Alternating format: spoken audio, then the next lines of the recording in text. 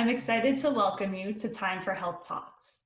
During this series, you'll hear from leading experts in wellness on how to live a healthier, more balanced life.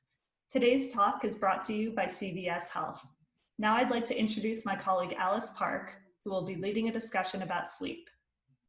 I'm Alice Park, National Health Correspondent for Time, and it's my pleasure today to welcome Andre Iguodala, author, NBA All-Star, and three-time NBA champion. Andre, thank you so much for joining us today. Oh, thanks for having me. Today's wellness topic will be sleep, and we'll get to that. But before we do, I think we need to address where we are as a society and acknowledge that things really are not well. We have a pandemic, and we have new cases of police brutality, which have brought social and racial injustices back into focus. And while these aren't new, there does seem to be a fresh level of frustration and demand for action.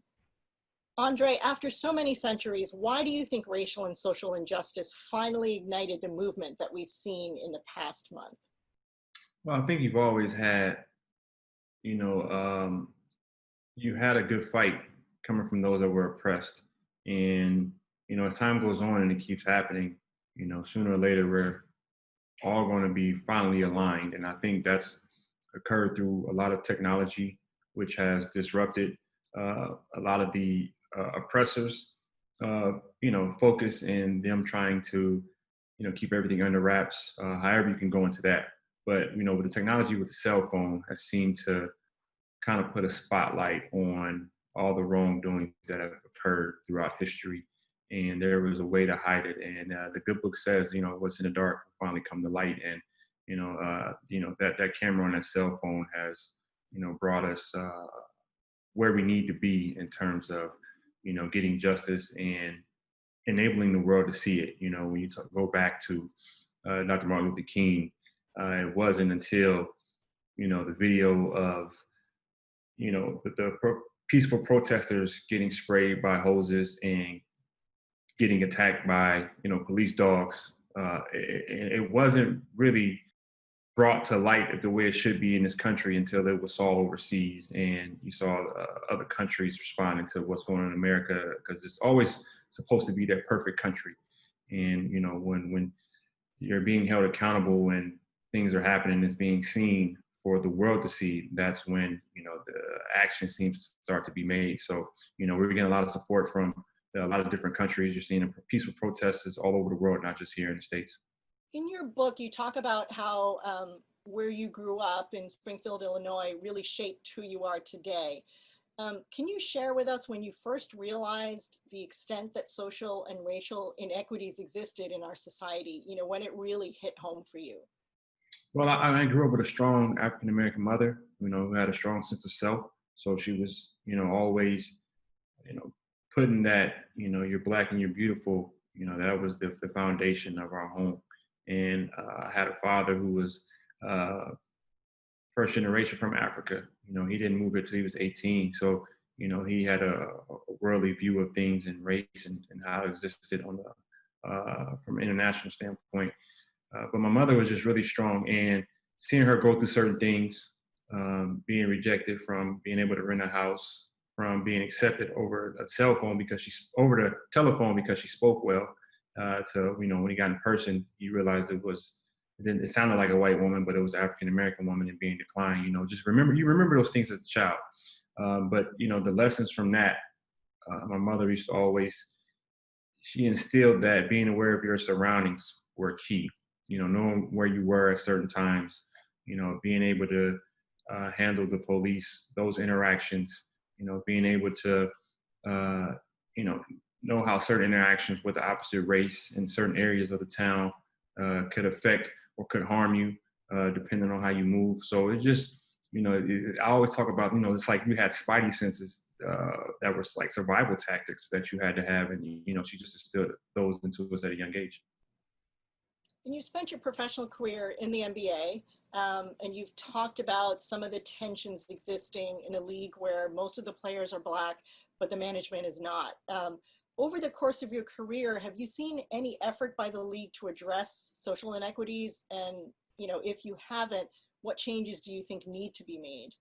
Well, I think players' platforms are becoming more powerful, and players are leveraging their platforms more than ever to make sure that those things that are in place for us to, be put into those positions of, I don't know if I'll call it power, but being senior leadership positions within organizations are brought to light.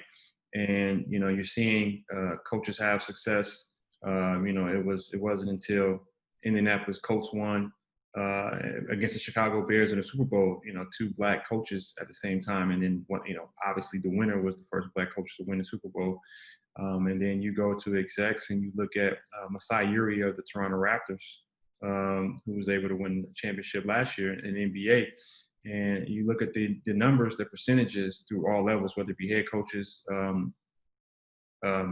executives in the front office leather, whether it be the GM or the president or CEO. I think it's only 2 or 3 Black CEOs in professional basketball. The key is to, you hire what you know. And as a stakeholder, we call them stakeholders, governorship, but most people know it as ownership. They hire what they know in terms of that CEO president role, and that kind of trickle down effect. And in order for us to get in that pipeline and have access to those positions, we need to be hiring those positions first. And I think, it's sad to say that these tragedies that are happening right now are what's enabling us to, go out and protest and fight for change. So now is the time for us to continue to push it. We've always been pushing it. I think our message is starting to get aligned and understanding that, in all areas, whether it be in corporate level or small business level, we all got to align ourselves to build these pipelines that the only 2 avenues that have made African Americans successful financially have been sports and entertainment, basically entertainment, because sports is entertainment, and we have to build different avenues. And we're talking about the tech space as well, making sure that our schools are funded the correct way, and, the gentrification that's happening and the funding in certain areas, and not going to, the redlining of communities, and, the loans not being able to be had by, African Americans on the business level and on the home ownership level have all affected us as the, systematic oppression just goes on and on and on. And we haven't even got to the prison system yet. Andre, I want to thank you for talking to us about these important issues and how they can contribute to the systemic stress in our daily lives.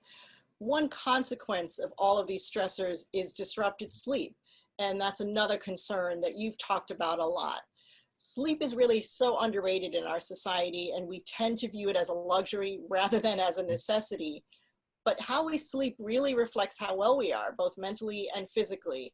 So I'd like to bring in Dr. Cheri Mah from the UCSF Human Performance Center to talk about how we can look to sleep to address some of the stress and anxiety that we all may be feeling.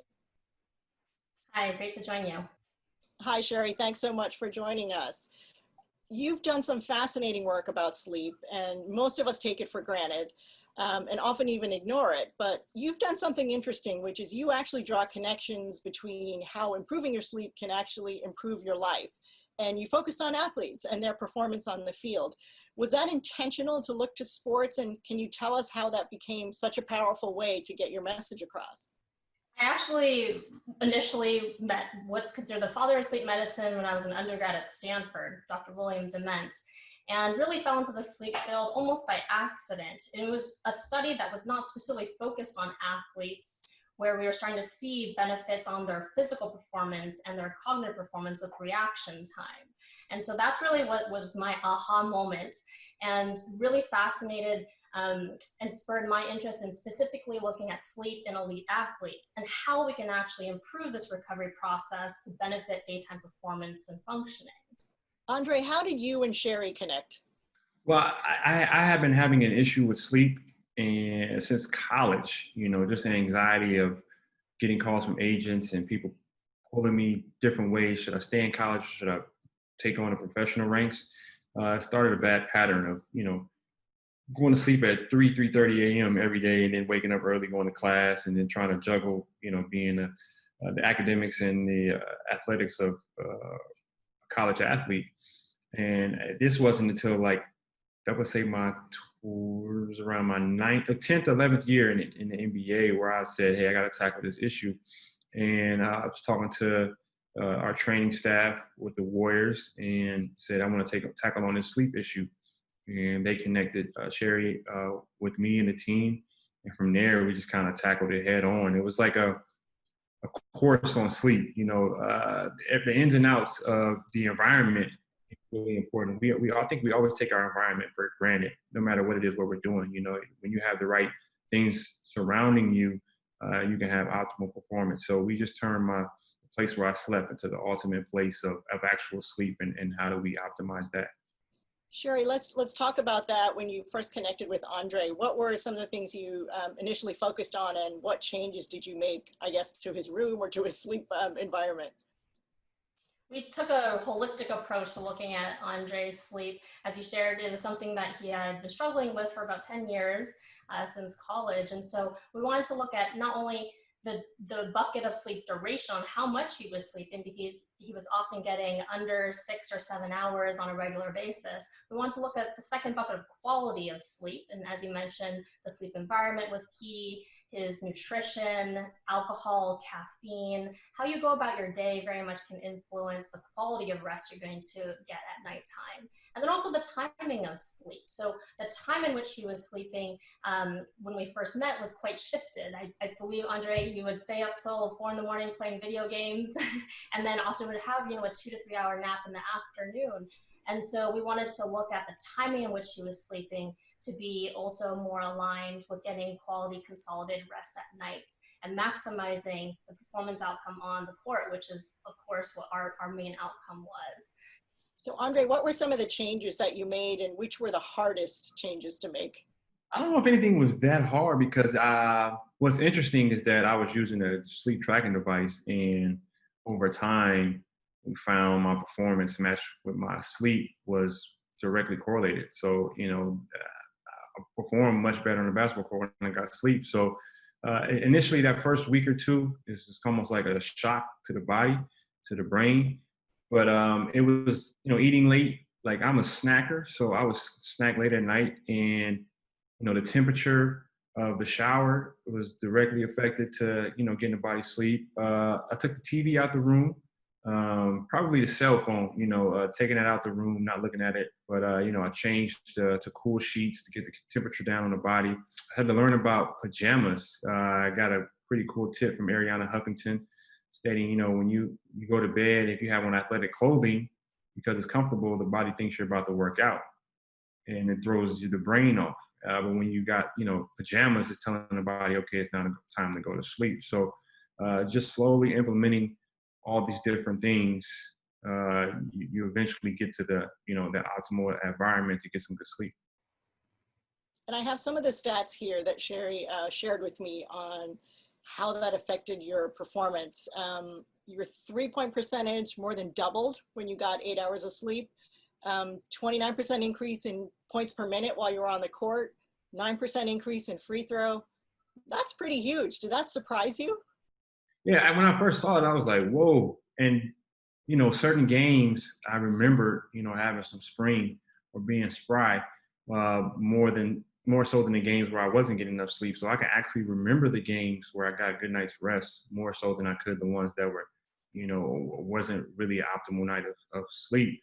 So it was surprising just seeing it. But once I could start remembering those good nights, it was like, okay, it's all making sense now. And, you want to further develop keeping those habits in place.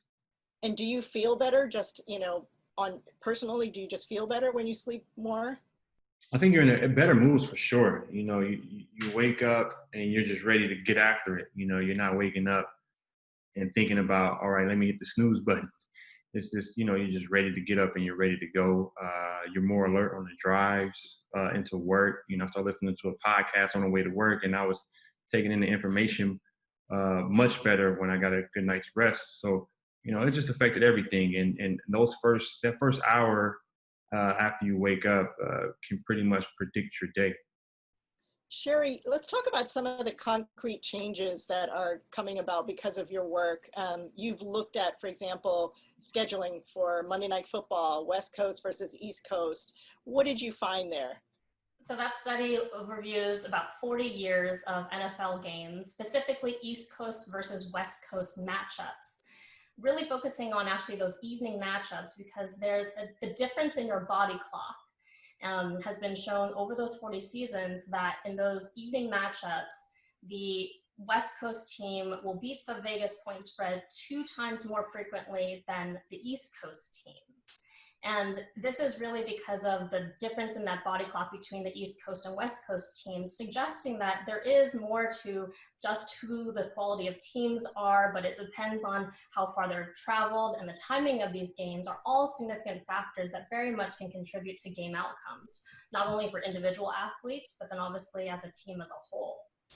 And you also looked at the NBA schedule, right, and predicted and did some interesting predictions on who could win, just looking at sleep as a factor. What did that show you? We did. I collaborated with ESPN on a project that we called Schedule Alert, and we ran this for about 3 seasons, really examining the schedules simply based on the travel density in terms of where they're going from one time zone to the next time zone, the density of games, where there was opportunities potentially for insufficient recovery or jet lag, and then examining where in the entire schedule may teams be at risk of losing, not because of the opponent and not because of the strength of team, but perhaps that there's factors just based on the schedule that could predict when teams would lose. So based on the prior 10 years of data, we would predict these games up front and that people could follow along. And for those 3 seasons, our accuracy in terms of predictions were steadily in the 60s to as high as 78%, just strictly based on those scheduling factors, suggesting that, again, there's a lot more to the story perhaps about when we will see an effect on game outcomes by all these other factors revolving around travel and fatigue, as well as insufficient recovery time. Cheri, for those of us who aren't professional athletes like Andre, what changes would you suggest we start with, as far as if we're worried, if we're not able to get enough sleep, or we're concerned about the quality of sleep that we're getting? I'll leave you with 3 of my top sleep tips to hopefully help you start sleeping better tonight. So one is to dedicate time to processing a racing mind. And so making sure that you have 10 to 20 minutes of a relaxing activity dedicated specifically to processing your thoughts, and then transitioning into a period where you have a regular wind down routine to help trigger and prepare your body to sleep. So I think for Andre, he would process his thoughts with stretching and with breathing exercises, and then transition to reading. Also, as he mentioned, turning off his phone, putting it on airplane mode, so we avoid that technology and the blue frequencies of light that hour before bed. Other things that you can consider doing is writing a to-do list, meditation, or even journaling. The second tip I would say is to optimize your sleep environment. So you want it to be like a dark cave, really dark, quiet, cool, and comfortable. In terms of darkness, you want to use either blackout curtains are probably one of the best things I can recommend, or an eye mask. For quiet, you can use earplugs. If it's harder to control some of the external noises, you can use a white noise machine or even a fan. And then for temperature, as Andre mentioned, 60 to 67 degrees is really optimal for sleep. I think he does 67 degrees. And so you can, it sounds cold, but you can start with your normal temperature, then decrease 1 to 2 degrees every couple of days till you find what's right. If you don't have air conditioning, then using a fan and making sure that you start either the fan or the AC about an hour before bed, so that's the right temperature when you actually sleep. And lastly, you should be comfortable on your mattress and your pillows. My third recommendation is to do it as a team. So whether that's your spouse, your significant other, maybe it's a roommate at this point, maybe it's actually a friend outside of your household. And lifestyle and behavior modifications are always very challenging. And so it's always easier to have a teammate to do that with, to hold you accountable. So whether that's you're trying to stick to a regular sleep schedule, or whether it's you're trying to avoid TV that hour before bed and decrease those blue frequencies, and perhaps instead start a wind down routine with a different relaxing activity with your teammates. Or even if it's making sure that you're accountable to have exercise throughout your week, since we know that that very much can affect your quality rest. So those are the 3 tips that I would specifically leave with you, and hope that you can start to improve your sleep tonight. They all seem very doable. Andre, would you share one of your favorite tips for improving sleep? I would say wake up as early as possible and just kind of fight through that first week. I just read a book called 5 a.m. Club, which is really good. Waking up at 5 is a little extreme, but you get around 5, 6, and your first hour being very important. 20 minutes of working out, 20 minutes of journaling, 20 minutes of meditation. It'll evolve into changing the rest of your lifestyle as well. This is how I really got my nutrition to where I really wanted to be, going more towards the vegan, plant-based diet, and I'm not 100% there, but I'm pretty close in terms of, how much red meat I intake or dairy I intake, even sugar. So it started with the sleep and then just led me to make other and smarter choices in other areas of my life that have really helped me extend my career. You're 16, next year be year 17. So, you're looking at a 17, 18-year career, which is very rare. And, all those things that I've admitted, it could be something small. As people think it's not that important, but sleep and nutrition were big factors in that. And also, don't forget those pajamas, right? Yeah, the pajamas are vastly important. I have a couple of sets of pajamas, and I make sure, it's very rare that I'm not sleeping in pajamas. So I always have a comfortable set of pajamas on. Good tip. All right. Well, Cheri and Andre, thank you both so much for coming on Time for Health Talks. We really appreciate your sharing your experiences and your expertise. And hopefully people will be able to walk away with some tips that'll help everyone improve their sleep. Thank you. Thanks for having me. Thank you to CVS Health for helping to make today's conversation possible. And thank you for spending part of your day with us. Be well.